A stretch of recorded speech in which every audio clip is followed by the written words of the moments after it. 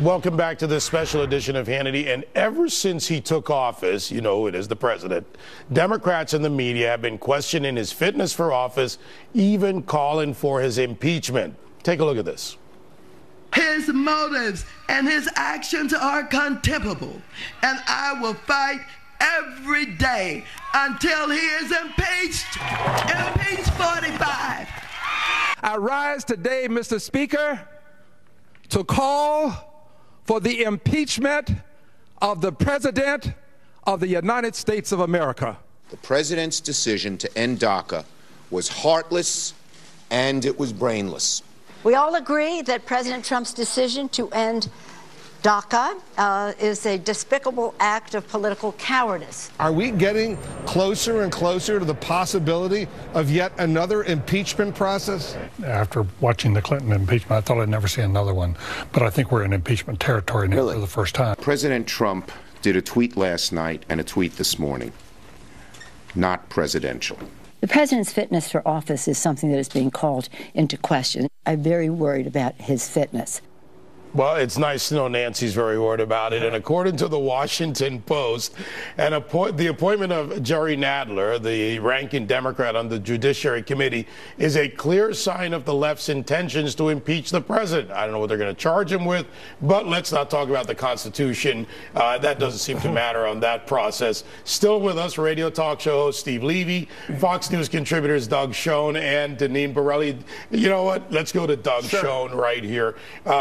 What's the strategy here? What's the plan? I mean, Maxine Waters, by the way, the poverty warrior that she is, has a $4.5 million mansion on a $450,000 claimed income. So I think that's another story, but I needed to get that in. Because what are they selling to their base, Doug? They're selling resist. Look, I'm a centrist Democrat. The party's moved far left.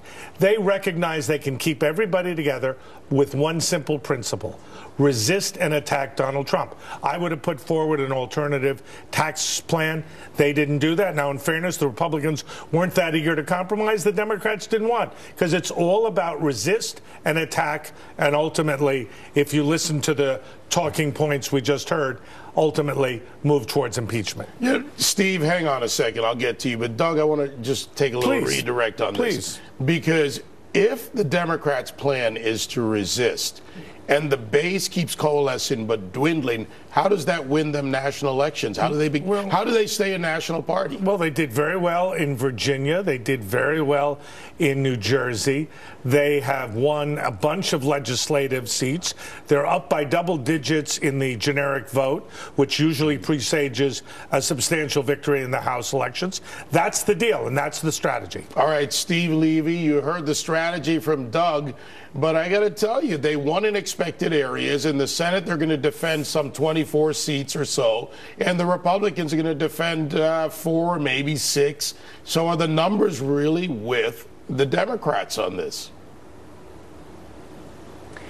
Well, the numbers are with the Democrats if they take control of the House. And if they do, I think you can bet on impeachment being almost a certainty. You have to understand, Jerry Nadler, I know him because I was in New York politics during the 90s when he first got elected into Congress.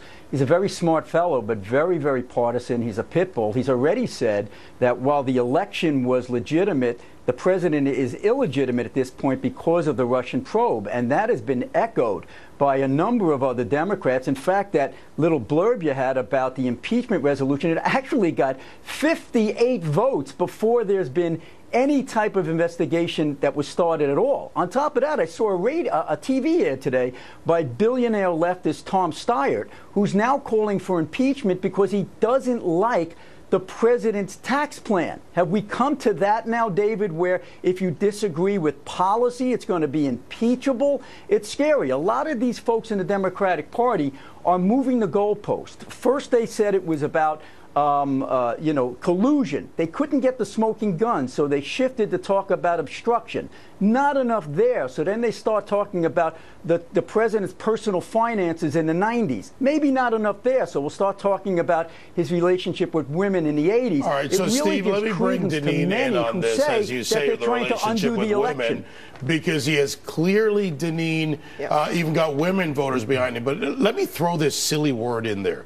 The Constitution. Bill Clinton, who was impeached on the 19th of this month back in 1998, had to be charged with a crime. There has to be a chargeable crime to impeach a president in the House. And yet nothing they've brought up in reasons works. Right. Cases keep getting thrown out. They're saying just because he's president, he should be impeached. You even had Maxine Waters screaming for impeachment at a eulogy. I mean, this is how low the Democrats will go because they're so desperate. They don't like the fact that President Trump is in office. All right. Well, guys, great to see you. Good to see you. Steve Levy, Doug Schoen, Deneen Borelli.